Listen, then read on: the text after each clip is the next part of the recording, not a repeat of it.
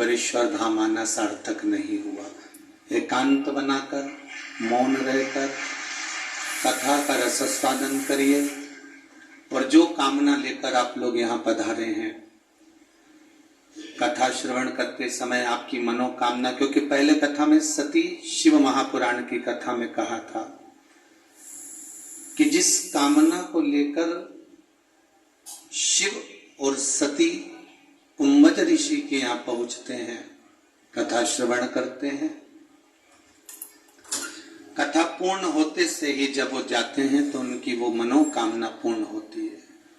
शंकर जी की कामना थी भगवान राम का दर्शन करना, भगवान राम का दर्शन मिल जाए, और सती ने जो कामना करी थी कि मेरे विवाह के बाद मुझे यहाँ लाया गया कथा श्रवण करने के लिए, इससे तो मेरा शरीर भस्म हो जाता तो श्रेष्ठ था।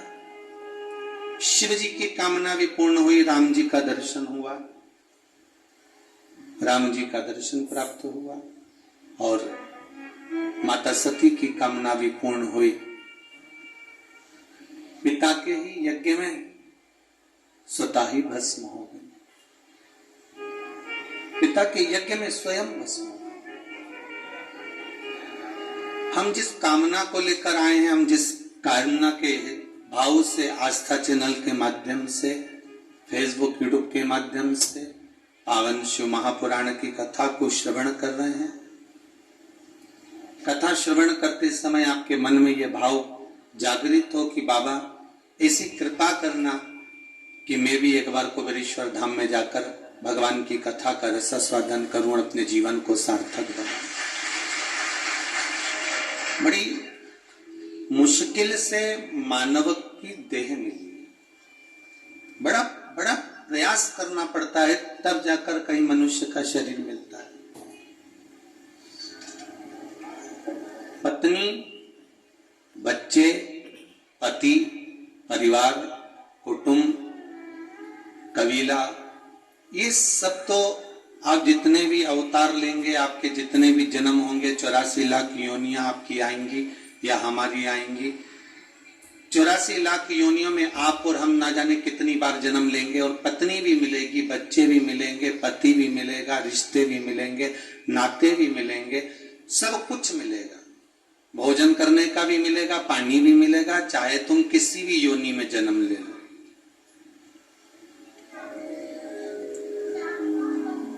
आप किसी भी योनि में, 84 लाख योनियां अगर आपने जन्म लिया, मान लो वापिस जन्म हमें मिल भी गया, हर जन्म में एक श्वान देख लीजिए, कुत्ता देख लीजिए, क्या उसका परिवार नहीं होता? माथे में रहने वाली जू देख लो, उसका परिवार नहीं होता? अरे बोलो तो होता है कि नहीं होता? एक इल्ली होती है ना, तो उसका भी परिवार होता है। एक पक्षी होता है तो उसका भी परिवार होता है, उसकी भी पत्नी होती है, उसके भी पति होता है, उसके भी बच्चे होते हैं, उसको भी खाने को मिलता है, उसको भी पानी पीने को मिलता है, उसको भी रहने के लिए क्वार्टर मिलता है, सब कुछ मिलेगा। पत्नी भी मिलेगी, बच्चे भी मिलेंगे, परिवार भी मिलेगा, कुटुंब भी मिलेगा, रिश्ते भी मिलेंगे, नाते भी मिलेंगे। बस नहीं मिलेगा तो महाराज ये शिव महापुराण की कथा ये नहीं मिलने वाली है। सब कुछ मिल सकता है, भगवान का भजन मिलना बहुत कठिन है, ये केवल एक मनुष्य की देह में ही मिलता है।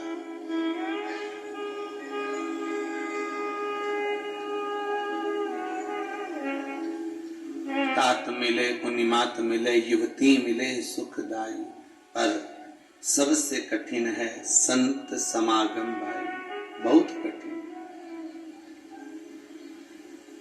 संतों का सानिध्य, भगवान की अविरल भक्ति,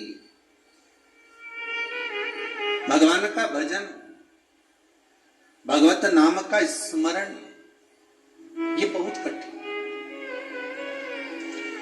हम तो यहां तक कहेंगे कि आप अगर आस्था चैनल पर कथा सुन रहे हो या मोबाइल पर कथा सुन रहे हो या कुबेरेश्वर धाम में आकर कथा सुन रहे हो, जब तक शिव की कृपा नहीं होगी तब तक आप ये कथा भी नहीं सुन सकते।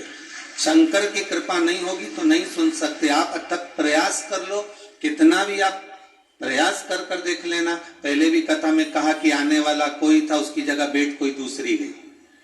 ये तो आपका भाव स्वयं ब्रह्मा जी की लेखनी के हिसाब से देखिए कि ब्रह्मदेव यज्ञ करवा रहे हैं, पुष्कर राज की भूमि में ब्रह्मा जी हवन करवा रहे हैं, यज्ञ करवा रहे हैं। और यज्ञ करवाते समय ब्रह्मदेव से कहा गया कि आप अपनी अर्धांगिनी माता वीणा देवी को, सरस्वती को लेकर आइए।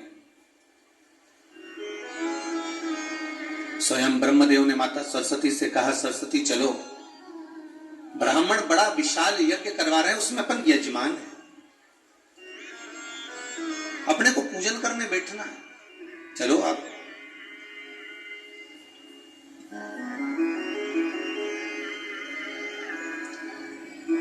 माता सरस्वती ने कहा, मैं श्रृंगार करती हूं और आती हूं।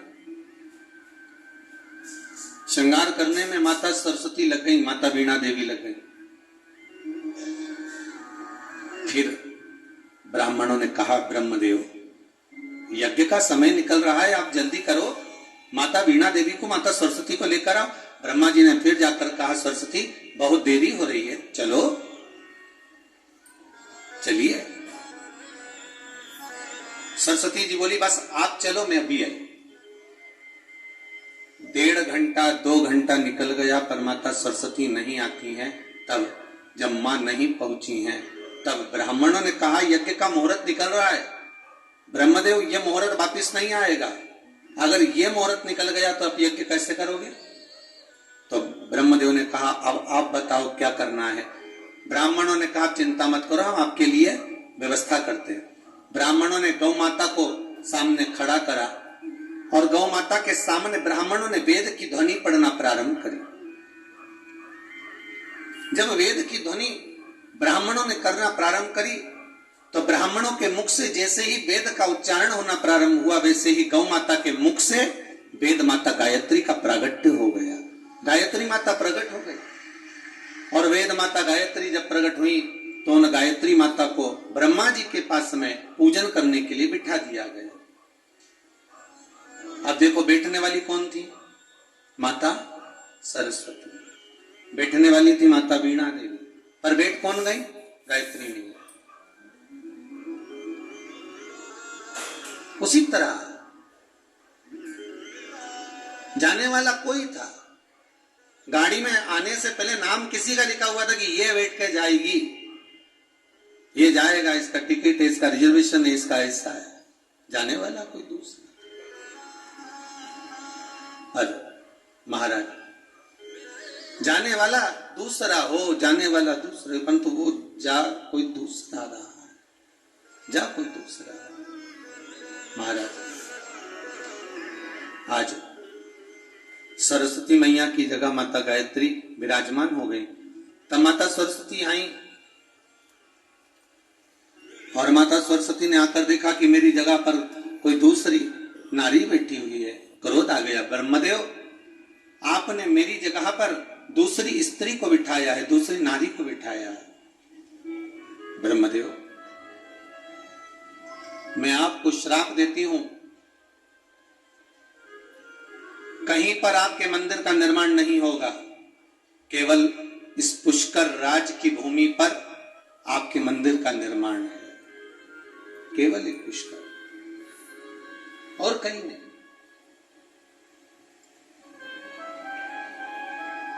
जब तक भगवान कृपा ना करे, जब तक करुणा सागर की करुणा ना हो, जब तक दया सागर की दया ना हो, तब तक एक कदम भी चलकर हम कहीं जा नहीं सकते।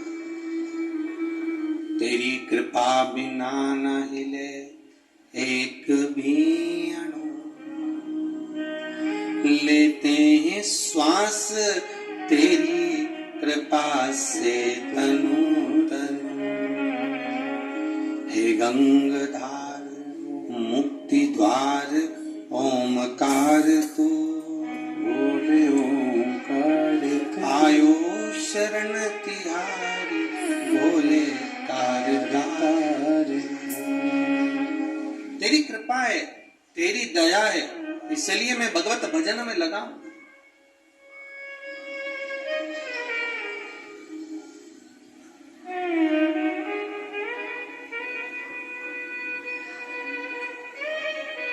और तेरी कृपा से, तेरी दया से मुझे जो मिला शायद ही कहीं प्राप्त होगा। बखान क्या करूं मैं राखों के ढेर का,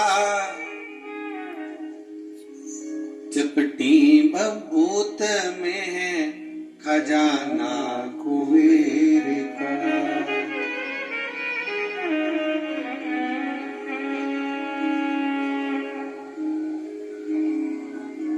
भाई